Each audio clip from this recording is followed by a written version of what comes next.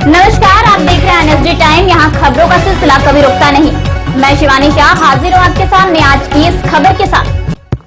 देवरिया जिले में रामपुर कारखाना दक्षिणी वार्ड नंबर 12 से लड़ने वाले जिला पंचायत प्रत्याशी शशि भूषण मिश्रा से जब पूछा गया कि आपके चुनाव लड़ने का मुख्य कारण क्या है, तो उन्होंने बताया कि चुनाव लड़ने का मेरा मुख्य कारण यह है क्योंकि यहाँ पर दबे कुचले लोग हैं। इस क्षेत्र में जिला पंचायत प्रत्याशी आते हैं और जीत के चले जाते हैं।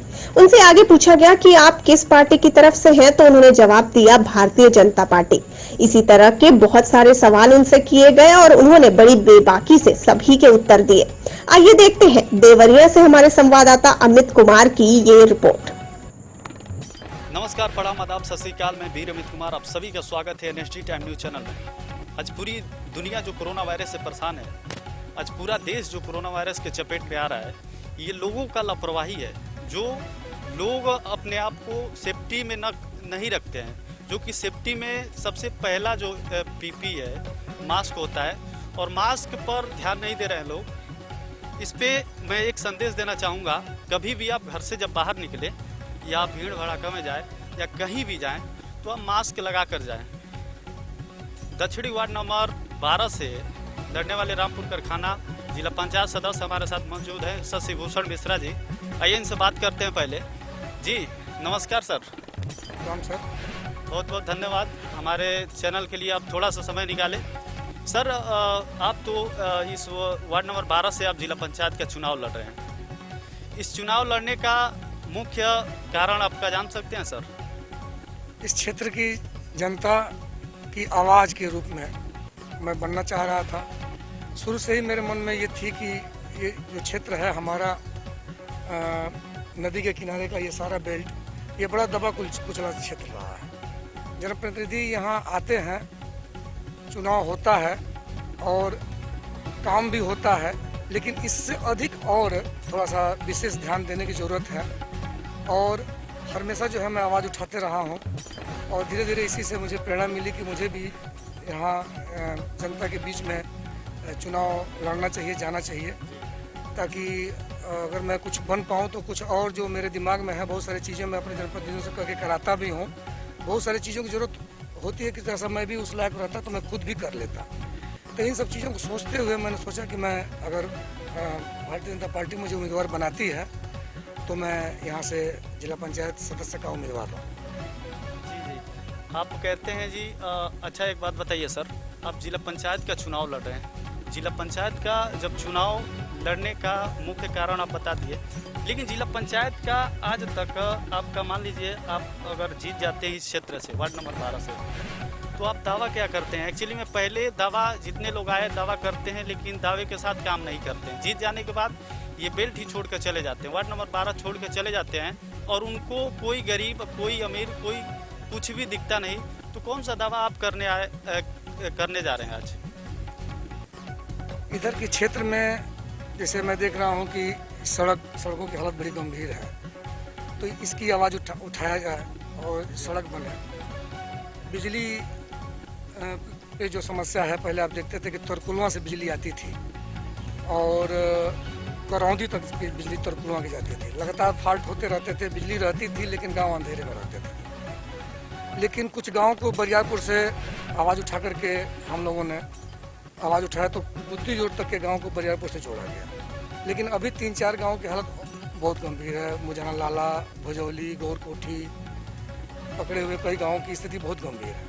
वहाँ भी बिजली से जुड़वाया जाए और निरंतर इस पर मैं आवाज़ उठा रहा हूँ। और इधर जो है किसानों के धान की खरीद, गेहूँ की खरीद, किसानों की जो भी व्यवस्थाएँ हैं, गन्ने का वहाँ यहाँ जो है कांटा लगे, गन्ने की भी खरीद हो, तो इन सब चीज़ों के, इन सब मुद्दों पे आवाज़ जो है मैं उठाऊंगा। अगर मैं कुछ हो जाता हूं तो इन सब चीज़ों को, जो कि ये क्षेत्र जो है किसान प्रधान क्षेत्र है, गन्ना लगभग अब ख़त्म होता जा रहा है, तो इस पे भी सरकार ध्यान दे। मैं अपने बड़े जनप्रतिनिधियों से लगातार इसकी आवाज़ उठाते रहा हूँ और मेरी आवाज़ जहाँ तक पहुँचती भी है, काम भी होता है। जनप्रतिनिधि मेरी बात को सुन करके जनता की समस्या का हल भी करते हैं।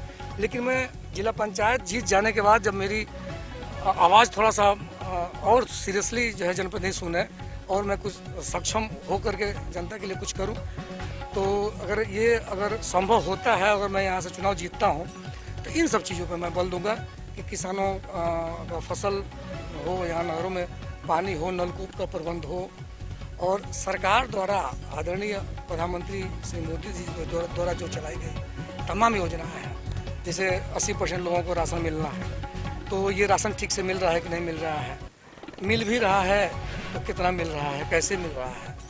उसके बाद से सरकार के जैसे वृद्धा पेंशन, विकलांग पेंशन, विकलांगों को ट्राई साइकिल, इन सब चीज़ों पे जोर दी जाएगी।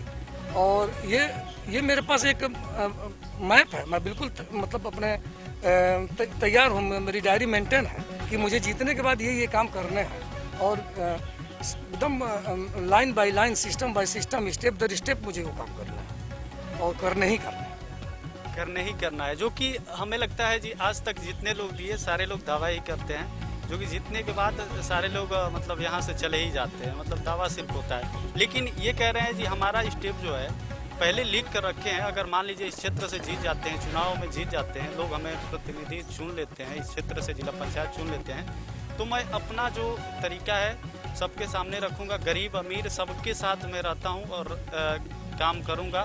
तो अगला सवाल सर है, आप किसी पार्टी उर्टी में भी रहते हैं? हाँ जी, मैं भारतीय जनता पार्टी का मंडल का अध्यक्ष रहा हूँ, और भारतीय जनता पार्टी में मैं शुरू से ही रहा हूँ। 2009 के पहले मैं भारतीय जनता पार्टी में बूथ अध्यक्ष था। 2009 से 2012 के बीच में मैं भारतीय जनता पार्टी बरियारपुर मंडल का मंडल महामंत्री था, और 12 से लेकर के 15 तक मैं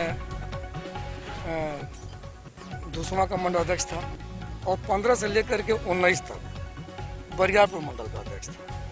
19 के बाद जैसा कि हमारी पार्टी में लगातार 2 बार आप अध्यक्ष, मंडल अध्यक्ष, जिला अध्यक्ष, प्रदेश अध्यक्ष और राष्ट्रीय अध्यक्ष लगातार दूसरी बार से तीसरी बार लगातार नहीं हो सकते, ये पार्टी का फोरम है। तो उस फोरम के तहत मैं तीसरी बार मतलब एक तरह से आवेदन ही नहीं दिया अध्यक्ष बनने का, और मेरा पूरा फोकस उसके बाद पार्टी के जिले के नेताओं ने, मंडल के जो नए पदाधिकारी सभी ने यही कहा कि आप जिला पंचायत की तैयारी करें, हम सभी लोग आपके साथ हैं।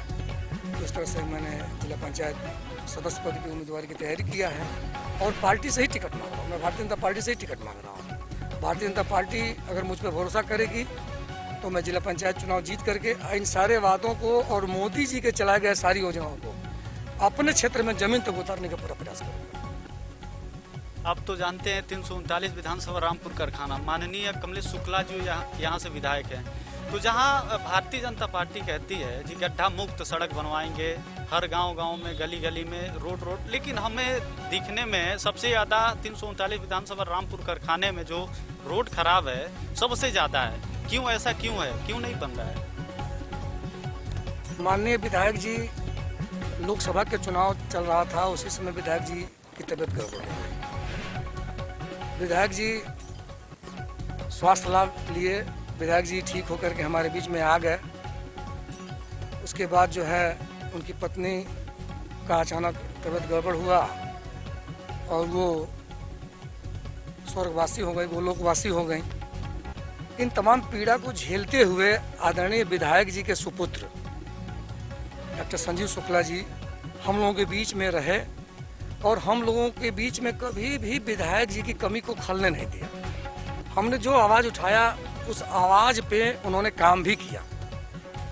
हमने इस सड़क के बारे में भी कई बार माननीय जी से बात किया, हमने माननीय सांसद जी से भी बात किया, माननीय विधायक प्रतिनिधि जी से भी बात किया, विधायक जी से भी बात किया मैंने। और हमने एक पत्र जो है माननीय मुख्यमंत्री श्री योगी आदित्यनाथ जी को भी लिखा। हमको जब उधर से जो हमको सूचना मिली उसमें ये पता चला, जब हमने उसमें विभाग से सूचना लिया और विभाग से जब पत्रक निकाला इन सब चीज़ों की तैयारी के लिए, तो मुझे पता चला कि 2016 मार्च में ठेकेदार द्वारा विभाग को सौंपा गया था। और जैसा कि अमित जी आपको पता होगा कि किसी भी सड़क को बनाने के लिए सरकार 5 साल के अंदर उस पर दोबारा धन नहीं देती है, कम से कम 5 साल हो जाने के बाद ही उस पर धन जो है मुहैया कराती है। तो उस हिसाब से मार्च 2021 में ये 5 साल हो रहा है। जो पूर्ववर्ती सरकार रही है और उस समय जो ये ठेकेदार जो काम किए हैं, सरकार ने कदाचित इस सड़क की गुणवत्ता पे ध्यान नहीं दिया है और ठेकेदार ने लूट खसोट करके इस क्षेत्र की जनता को धोखा दिया है। और मुझे लग रहा है कि 1-1.5 साल, अब तो मेरे क्षेत्र के रहने वाले हैं, हम लोग रोज़ अक्सर 2-4 दिनों पे देवरिया जाते रहे हैं, आपको पता होगा कि सड़क के 1-1.5 साल बनने के बाद ही सड़क टूटना शुरू हो गई थी। और 5 साल के पहले 3, साढ़े 3 साल, 4 साल होते होते सड़क एकदम गड्ढे में बदल गई। मैं यूँ कहूँ कि गड्ढे में सड़क है कि सड़क में गड्ढा है, अब ये समझ में नहीं आ रहा कि मैं क्या करूँ। बहुत बढ़िया। अगर सड़क बन जाती है तो जितने व्यापारी हैं, जितने लोग हैं आने जाने वाले, उन लोगों के लिए बहुत ही बेहतर रहेगा। अगला सवाल सर जो मेरा है, कोविड-19 कोरोना वायरस पे लोगों को क्या सुझाव देना चाहेंगे? मास्क, सदैव मास्क लगाएं, भीड़ में जाने से बचें, 2 गज की दूरी का पालन करें और समय समय पर सैनिटाइजिंग भी करते रहें। और घर में जाएं तो हाथ पैर एकदम साफ सफाई से धोएं, जूते चप्पल को भी बाहर रखें। और जो है कोरोना वायरस, जैसा कि पहले ही कहा गया था कि कोरोना जो है कोई ले आएगा तभी आएगा, कोरोना अपने आप चल के नहीं आएगा। तो अगर बहुत ज़रूरी न हो तो भीड़ भड़ाका में जाने से भी बचें। हमारा भी कहना यही है, जो सर बोले हैं, भीड़ भड़ाका जाने में बचे। अगर मान लीजिए कभी ज़रूरत पड़ी जाने की तो आप लोग मास्क ले लीजिए, सैनिटाइजर पॉकेट में ले लीजिए, वहाँ जाइए। अगर मान लीजिए वहाँ से जब रिटर्न आ रहे हैं घर पे, तो घर ही बाहर जूता चप्पल जो भी हो निकाल कर पहले रख दीजिए। घर में जाइए तो पहले हाथ मुँह चेहरा पूरा साबुन से या डिटॉल से या जैसे भी हो आप धोकर ही कुछ भी कीजिए। जो कि आप लोग को हम पहले भी बता चुके हैं कि हर गांव में हम आएंगे, हर प्रधान से प्रतिनिधि से मिलना चाहेंगे, बात करना चाहेंगे। अगर कोई प्रधान है, ऐसे हैं हमसे बात करना चाहते हैं, हमारा व्हाट्सअप नंबर है इस पे स्क्रीन पर, आप लोग देख कर देख सकते हैं और हमें बात कर सकते हैं। हर गांव में हमारा यही प्लान है कि जब भी जो भी चुनाव हो रहा है, जो प्रधानी का हो रहा है, जिला पंचायत का हो रहा है, मैं चाहता हूँ सबसे मिलूँ और सबसे बातें करूँ। इसके लिए धन्यवाद। देखते रहिए एनएसडी टाइम तक। इस कड़ी में बस इतना ही। ताजा तरीन खबरों के लिए बने रहिए एनएसडी टाइम्स के साथ। मुझे दीजिए इजाजत, नमस्कार। एनएसडी टाइम्स की खबरों से अप टू डेट रहने के लिए चैनल को सब्सक्राइब करें, लाइक करें, शेयर करें और कमेंट करें और साथ ही साथ बेल आइकन दबाना ना भूलें।